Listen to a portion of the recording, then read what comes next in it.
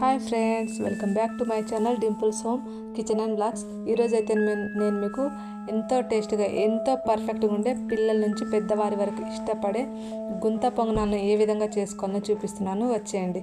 Daily idli dosa తిని bore వచ్చిందా? అయితే ఒక్కసారి ఇలా ట్రై చేసి చూడండి. దీనికోసం ప్రత్యేకంగా ఏ పిండి అవసరం లేదు. మన ఇంట్లో ఉన్న దోశ పిండినే తీసుకోవాలి. ఈ పిండిలో కొంచెం సాల్ట్ వేసి మంచిగా రిబ్బన్ కన్సిస్టెన్సీ వచ్చే వరకు వాటర్ వేసి కలుపుకోవాలి. దీనికోసం కొన్ని పచ్చిమిర్చి, అలాగే క్యారెట్ తురుము, చిన్న కట్ చేసుకున్న ఆనియన్స్ని తీసుకోవాలి. ఇప్పుడు స్టవ్ ఆన్ చేసుకొని ఒక గిన్నె ఉంచుకొని పచ్చిమిర్చిని మంచిగా ఫ్రై చేసుకోవాలి. ఈ పచ్చిమిర్చి ఫ్రై అయిన తర్వాత దీంట్లోనే కొంచెం క్యారెట్ తురుము కూడా వేసుకొని ఫ్రై చేసుకోవాలి. ఇప్పుడు దీంట్లోనే ఆనియన్స్ కూడా వేసి మంచిగా పచ్చి వాసన పోయి క్యారెట్ యొక్క కలర్ చేంజ్ అయ్యే వరకు మంచిగా ఫ్రై చేసుకోవాలి. ఇప్పుడు ఇవన్నీ మంచిగా ఫ్రై అయిన తర్వాత మనం ముందుగా తీసుకున్నాం కదా దోశపిండి, దాంట్లోనే ఈ మొత్తం కలుపుకోవాలి.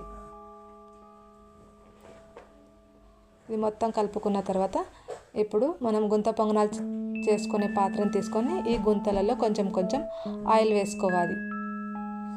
ఈ ఆయిల్ కూడా మంచిగా వేడైన తర్వాత ఒక్క స్పూన్ తీసుకొని ఈ పిండిని అయితే ఒక్కొక్క గుంతలలో వేసుకోవాలి.